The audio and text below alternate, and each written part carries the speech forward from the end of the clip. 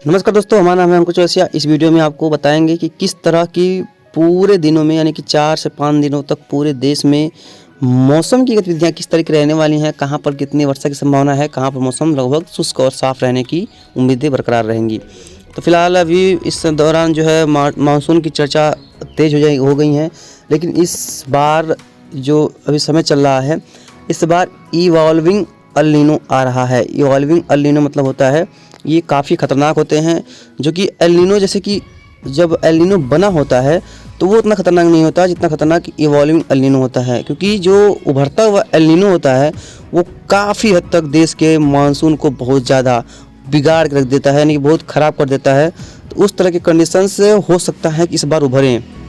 हालांकि अभी फ़िलहाल आईओडी भी हल्का पॉजिटिव स्थिति में है, लेकिन जब तक ये 1 डिग्री प्लस नहीं जाएगा तब तक जो है वो मानसून को सपोर्ट नहीं कर सकता, क्योंकि जो आईओडी होता है वो यहाँ पर बनता है, इस जगह पे, यहाँ पर ये जगह जो है जगह होती है, वहाँ पर जो है आईओडी डेवलपमेंट आईओडी का जो है वो यहीं पर होता है, देखने को मिलता है।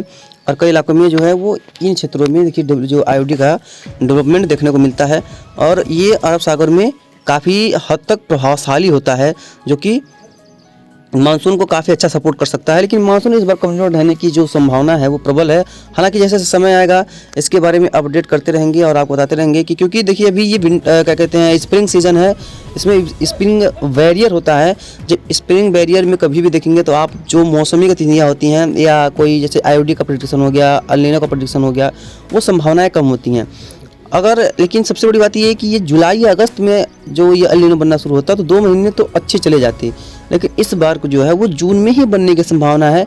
हालांकि कभी कभी इसमें फेरबदल होने की संभावना रहती है, और पिछले बार भी ऐसा हुआ था, लानीना की संभावना थी लेकिन लानीना 2 महीने लेट आया था। तो उसी तरह से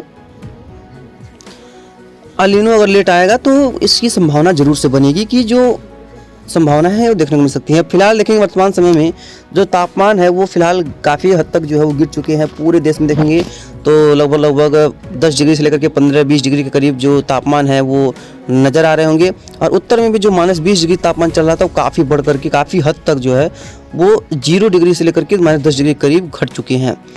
तो इस तरह की संभावना है। कल भी देखेंगे तो कल भी कोई जहाँ पर तापमान में अब ज़्यादा कोई जो कमी देखने को नहीं मिलेगी, क्योंकि अब फरवरी का महीना चल रहा है और अंतिम समय में जैसे जैसे फरवरी आगे हम लोग बढ़ते चले जाएंगे, तापमान में जो कमी है वो भरपाई होती चली जाएगी, और धूप का भी जो संभावना है वो बढ़ने की जो उम्मीदें हैं वो लगातार कई इलाकों में देखने को मिलने की प्रबल संभावना दिख रही है।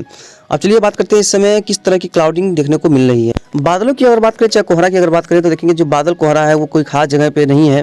और ये देखिए ये कुछ उत्तर प्रदेश के क्षेत्र होंगे जो ईस्टर्न पार्ट को छोड़ करके, जहाँ पर घने कोहरे कुछ नज़र आ रहे होंगे। कुछ हल्का पश्चिमी राजस्थान पे हल्की क्लाउडिंग है। नॉर्थ के जो क्षेत्र हैं, उत्तर का क्षेत्र जो है, यहाँ पर भी कोई खास मौसम में बदलाव देखने को नहीं मिल रहा है। यहाँ पर भी बादल वगैरह कोई खास देखने को नहीं है।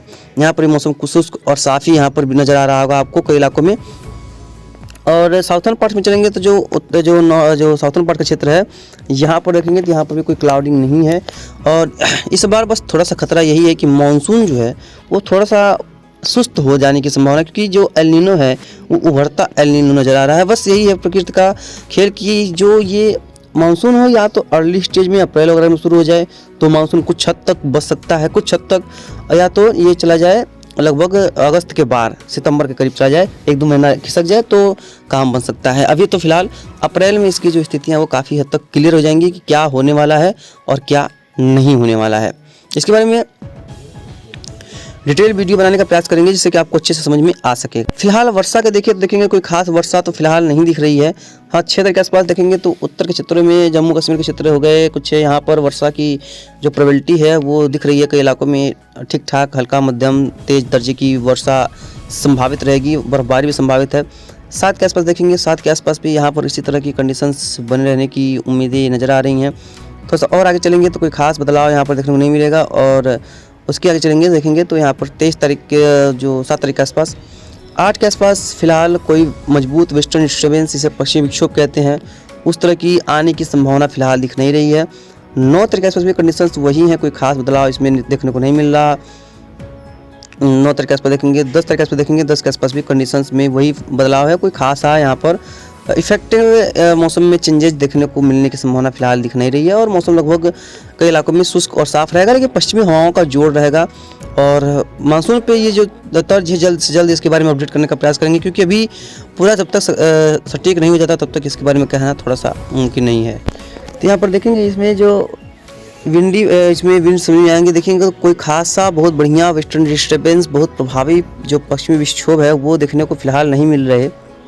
साउथर्न में पार्ट्स में देखेंगे तो जो एंटी साइक्लोन की जो गतिविधियां हैं वो तमिलनाडु के ऊपर लगातार बरकरार रहेंगी और मौसम में जो है यहाँ पर वो सुधार में रहने की संभावना रहती है। 8 के आसपास देखेंगे तो 8 के आसपास भी कंडीशंस वही हैं और 8 के जो बाद में चलेंगे तब भी जो है यहाँ पर कंडीशंस लगभग बहुत ज़्यादा कोई खास बदलाव लेकर के नहीं आ रही हैं। 9 के आसपास देखेंगे एक हल्का सिस्टम आएगा और 10 के आसपास देखेंगे कुछ एक हल्का सिस्टम आने की संभावना है, इसकी वजह से यहाँ पर रेनफॉल की जो एक्टिविटी है वो कुछ इलाकों में देखने को मिल सकती है, जिसकी संभावना भी यहाँ पर कुछ ना हद तक देखने को संभावित है। तो भाई तैयार रहने की ज़रूरत है, क्योंकि इस बार जल्द से जल्द बहुत ज़्यादा वेस्टर्न डिस्टर्बेंस या कह सकते हैं कि बहुत वो नहीं आ रहा है, लेकिन ये है कि 16 तारीख के आसपास एक पश्चिमी विक्षोभ आता हुआ नज़र आ रहा है जो वर्षा गतिविधियों को काफ़ी हद तक बढ़ाने में अहम भूमिका अपना निभाएगा कई इलाकों में। तो यहाँ पर आगे सोचा बढ़ेंगे, देखेंगे यहाँ पर कोई खास बदलाव तो नहीं है। और 6 तक के आसपास देखेंगे तो 6 के आसपास भी कोई खास कंडीशंस फिलहाल नज़र नहीं आ रही है। और 6 की रात को देखेंगे तो भी यहाँ पर जम्मू में वर्षा की संभावित है, साउथर्न में तमिलनाडु के आसपास वर्षा संभावित है। 7 तक के आसपास भी कंडीशंस सेम टू सेम नज़र आ रही हैं। थोड़ा सा और आगे बढ़ने की हम लोग प्रयास करते हैं तो देखेंगे 8 तक के आसपास वही कंडीशंस है, 9 के आसपास कोई कंडीशंस नहीं है, 10 के आसपास भी कोई कंडीशंस कोई खास दिख नहीं रही हैं। हालांकि ये जो वर्षा है वो लगभग हमको लग रहा है कि 15-16 के आसपास एक नया सिस्टम वेस्टर्न डिस्टर्बेंस का प्रभाव देखने को मिलेगा और कई इलाकों में उस दौरान बारिश भी देखने को मिलेगी। इस तरह की संभावना जो है वो दिख रही है, प्रोबेबिलिटी नज़र आ रही है। तो कुल मिलाकर के एक बात तो कह सकते हैं कि इस बार का जो भी, क्योंकि भाई लोग पूछ रहे थे कि मानसून कैसा रहेगा, तो इस बार का मानसून जो है वो कमज़ोर रहने की पूरी संभावना है। लगभग फिलहाल अभी तो हम कह सकते हैं कि 60% संभावना, 60 या 55 या 60 या कह सकते हैं 65, अभी फिलहाल हम डिटेल नहीं कह सकते क्योंकि अभी स्प्रिंग वेरी है, लेकिन मान के चलिए कि वर्षा कम रहेगी ही। इसी हिसाब से आपको फसलों की जो देखभाल है वो करने की देखिएगा, क्योंकि पिछले 3-4 सालों से मानसून काफ़ी बढ़िया रहा है। भले ही मेरे इलाके में वर्षा कम रही, लेकिन जो है वो वर्षा कम होगा पूरा देश में। जब एल नीनो बनते हैं तो सिस्टम भी काफ़ी कम बनते हैं और सिस्टम कम बनते हैं, जो ट्रफ है वो भी कमज़ोर रहती है और तलहटी में ज़्यादा रहती है और वर्षा उस दौरान देखने को कम मिलता है। फिलहाल धन्यवाद, जय हिंद, जय भारत, नमस्कार।